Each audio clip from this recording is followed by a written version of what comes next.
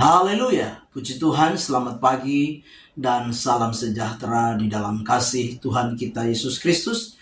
Pagi yang baik ini mari kita menyediakan hati dan diri kita untuk kita bersama-sama mendengarkan firman Tuhan. Mari kita berdoa. Bapa di dalam surga, terima kasih buat segala anugerah-Mu yang boleh kami nikmati sampai pagi hari ini. Terima kasih Engkau yang memperkenankan kami dapat ada sebagaimana kami ada sampai saat ini. Itu sebabnya sebelum kami melangkah di hari yang baru ini, kami mau bersama-sama mendengarkan firman-Mu, mendasari seluruh aktivitas kami di sepanjang hari ini. Berkati kami semua ya Tuhan. Dalam nama Tuhan kami Yesus Kristus kami berdoa. Haleluya. Amin. Puji Tuhan, pagi hari ini tema firman Tuhan yang ingin saya sampaikan kepada kita sekalian, yaitu perjalanan hidup yang berhasil. Sekali lagi, tema firman Tuhan pagi hari ini yaitu perjalanan hidup yang berhasil.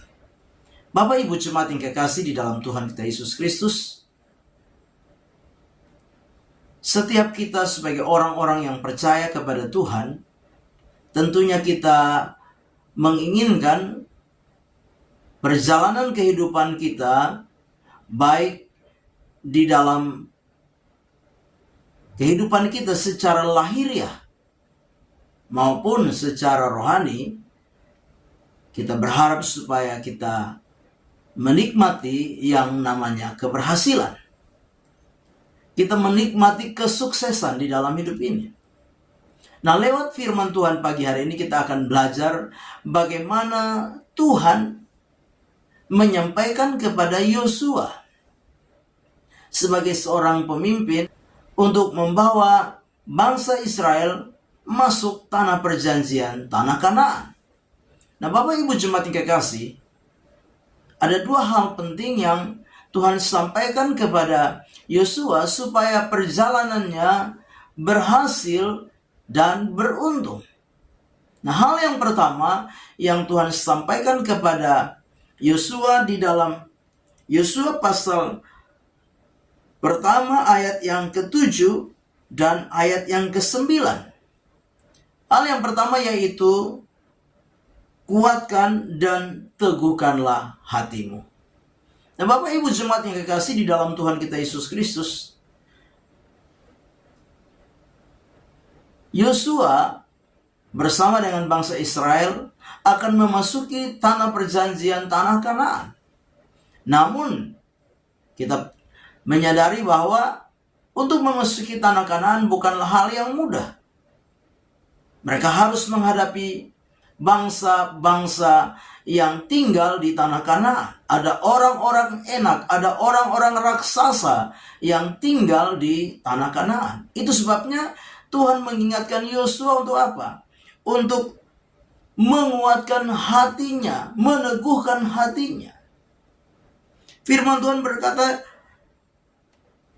dengan jelas, kuatkanlah dan teguhkanlah hatimu.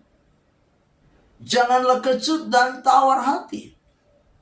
Nah, Bapak Ibu jemaat yang kekasih,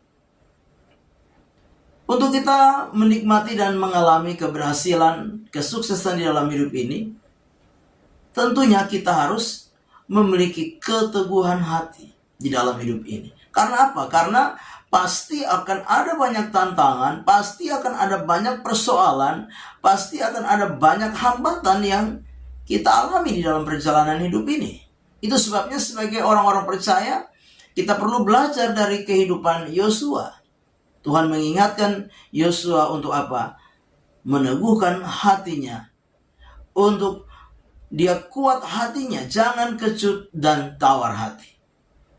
Nah, Bapak Ibu, dengan kita meneguhkan, menguatkan hati kita, maka kita akan mampu menjalani hari-hari kehidupan yang penuh dengan tantangan, penuh dengan masalah, penuh dengan hambatan, penuh dengan persoalan di dalam hidup ini. Dengan keteguhan hati kita, kita akan apa? Mampu melewati segala tantangan, kesulitan, kesukaran di dalam hidup ini. Yang kedua, hal yang kedua yaitu apa? Supaya jangan melupakan Taurat Tuhan atau firman Tuhan. Di dalam ayat yang ke-8 dengan jelas di sana dikatakan, janganlah engkau lupa